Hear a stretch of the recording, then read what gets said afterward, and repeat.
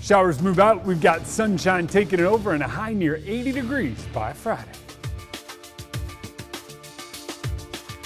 Moscow murder suspect Bryan Kohberger tries once again to get the death penalty taken off the table in the case against him. We'll tell you what the judge decided. There's nothing we can do now but send him prayers.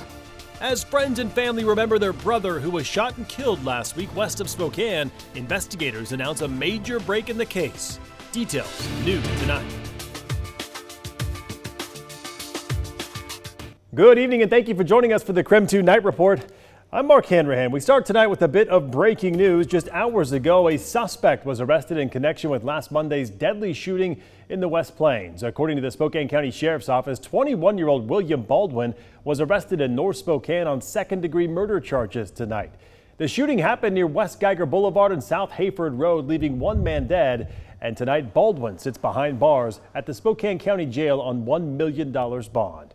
24-year-old Hassani Vida was killed in that shooting, and tonight his family is speaking exclusively with KREM 2.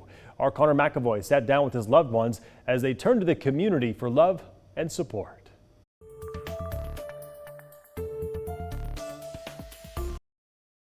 We now know the name of a man who was shot and killed here in the West Plains just behind me, and his family and friends are still processing the loss. He was my little brother. I loved him. Hassani Vida's brother Afande Salih and friend Mohammed Haroun are still shocked after hearing of his passing. There's nothing we can do now but send him prayers. Last Monday, the Spokane County Sheriff's Office responded to a reported shooting near the Amazon Fulfillment Center west of Spokane. The caller reported seeing a man shoot another man and later saw several people running away from the area. Deputies say they then found a man, later identified as Vida, who had been shot on the side of the road and died. It's a loss that's hitting both Salih and Haroun hard. I've known him since I was like 11 years old. We grew up together. It's been a tragic loss since we lost him. Investigators remain tight-lipped about their investigation. They haven't said what may have led to the shooting for those who knew and loved Vida. Not just a best friend, but a brother as well. They just want him to be remembered as a kind-hearted person who only wished the best for everyone he came across. I wish he was my actual brother, but he still was my brother. Connor McAvoy, KREM 2 News.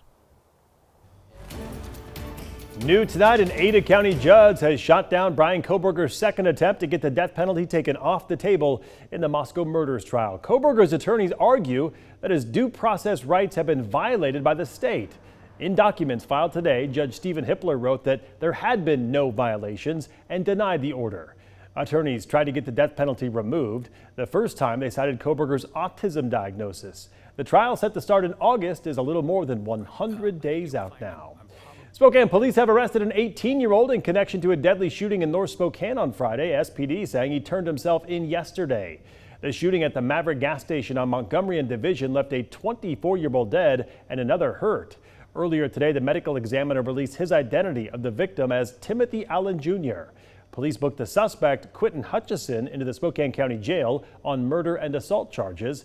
Spokane police say they are still investigating the shooting, so anyone with any information is asked to call that number right there at the bottom of your screen. Also new tonight, Spokane County has secured millions in funding to help filter out PFAS in the West Plains. According to the Spokane County Commissioner Al French, the county secured $7.5 million in state funding to install well filtration systems in the areas experiencing the highest levels of PFAS contamination. The county says they are working with the Department of Ecology to prioritize areas based on water quality. The county expects the funds to be available early this fall. Students at Whitworth hosted an event to raise awareness surrounding sexual violence and to support survivors.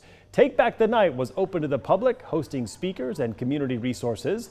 The event originated back in the 70s and is the oldest worldwide movement to stand against sexual violence.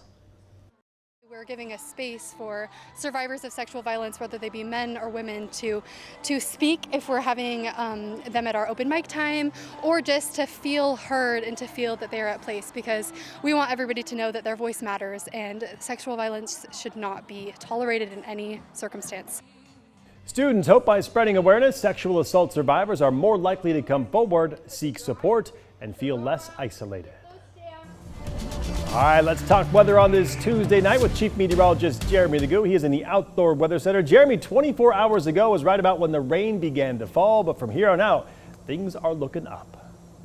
Yeah, at least for the next few days, we've got a big turnaround in the world of weather. Things have dried out at Silverwood quite nicely, and we sit in the 50s. 53 degrees is not all that bad, especially considering where we were a little bit earlier today. All of the moisture still lingering in parts of North Idaho. We knew it would. You head up into the Panhandle. It's been a pretty decent band moving through. Sandpoint, you are still in it, and it is likely going to stay this way at least for the next, say, couple hours. Eventually it moves out, and tomorrow it's all about the sunshine. It is going to be a beautiful day, and that sets the stage for a rather beautiful stretch. 67 degrees tomorrow, 75 on Thursday, 80 on Friday. Tomorrow likely winds up the coldest morning we have, and even then we're far above freezing. 80 degrees on Friday, I think it's pretty likely, but it precedes a round of rain that arrives this weekend. And coming up in the full forecast, we're going to break down the rain and why I don't think the weekend is a total wash. Mark? Sounds good. We'll check back in with you later in the broadcast. Jeremy, thank you very much.